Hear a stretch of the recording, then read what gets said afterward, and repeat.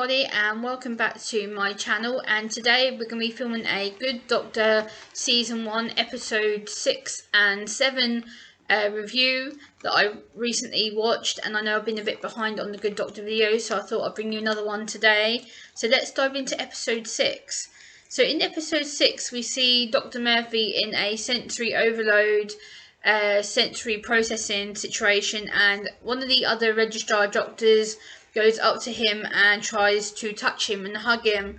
And as someone with autism myself, if you're in a sensory overload position, or you're in a position where you don't want someone to touch you, the last thing you want is a stranger or someone that you don't know too well come up to you and literally just grab and hold you and like squeezing you and hugging you and stuff, because it gets you overwhelmed and anxious. And also because Dr. Murphy sees things more in a visual way, with being also a savant as well as being a high functioning autistic doctor, he's able to see things that other doctors haven't seen. So again, like, they always ask him, what have you seen? What do you see? Can you tell us? Where is it? What is it? Tell us, tell us, tell us. And they're giving him so much information to process and to tell them, and because he's not used to answering open-ended questions, he's getting sensory overwhelmed, information overload, getting anxious, getting nervous, and then that leads up to him going, just shush, quiet, shut up, I'm trying to think, because it's too much for him to deal with. And the more you keep pushing that with someone on the spectrum, the more likely you are to get them in a shutdown and get them to withdraw from the conversation and the topic at hand. So in a medical establishment, I can imagine how much pressure he would have been under to make sure he was performing, and obviously making sure the patient's at the centre, care, the treatment. But again, when you're on the spectrum and you're giving us demand after demand after demand after demand, you're going to get us in a really bad place where we're not able to visually talk to you or see what's going on around us, because we've got so much coming in to our heads that we need time to process it.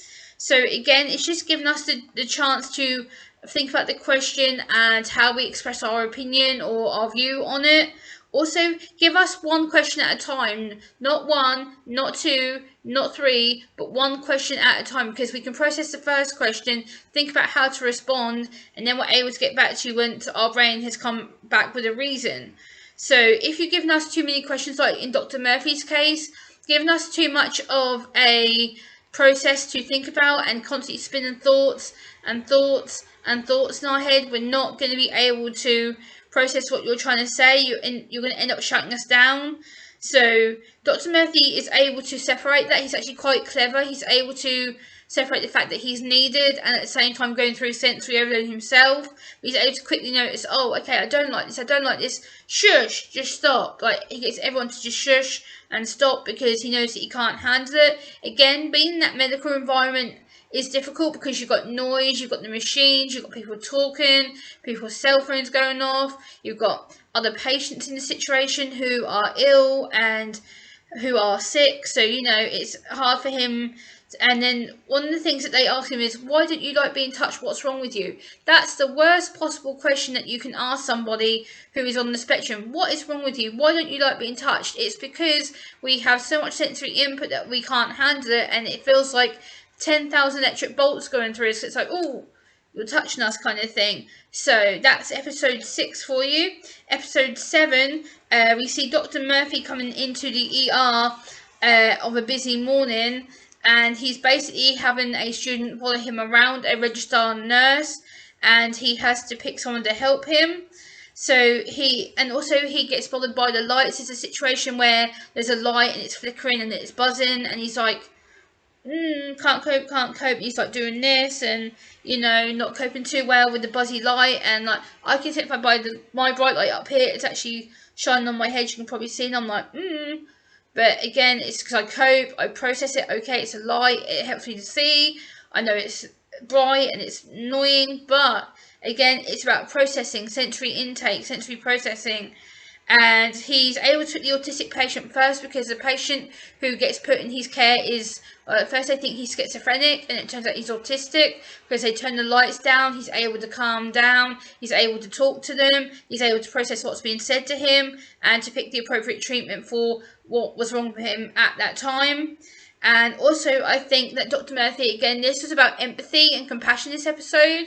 So for someone on the spectrum like ourselves, we do lack empathy. We do lack the appropriate way to show compassion to people. But at the same time, when you're in that medical institution and you're in a place where you are people facing and you are having to care for people who are sick or injured or have hurt themselves, and you have to be quick and react very, very quickly to each situation that you're put in within that medical institution. So again, it's the fact, like, the parents that Dr. Murphy thought it was a bad thing to be autistic. Like, they show you a clip of him previously before becoming a doctor, and his parents would abuse him. They would shout things at him. His dad actually killed his rabbit. And then he met Dr. Glassman, and Dr. Glassman got him into being a medical doctor, and Sean became really fascinated with medical journals, medical books, as am I. I'm very interested in reading books. I read a lot. I schedule a lot. I'm very much about note-taking and searching for answers until I get them.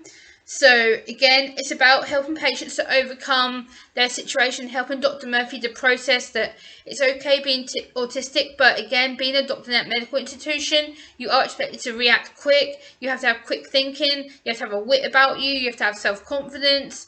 And being on the spectrum, you're very delayed in the area. You're having to constantly chase up what you're trying to say, and impulsive, and the other doctors may not see in this episode that he was actually really struggling with the sensory sensitivity from the light. He was struggling with this patient who was being loud and distracted and making it really hard for him to concentrate. Then you've got the staff trying to talk to him and go, Dr. Murphy this, Dr. Murphy, Dr. Murphy, Dr. Murphy, Dr. Murphy. It's like, just shut up! Because you're giving them too much information, and then you see him at the end of the episode on the floor just like this, because he's not able to cope. He's got so much information that he ends up being non-verbal because he gets overloaded. So I hope that you've understood what I'm trying to explain, and I'll see you on the next video. Bye!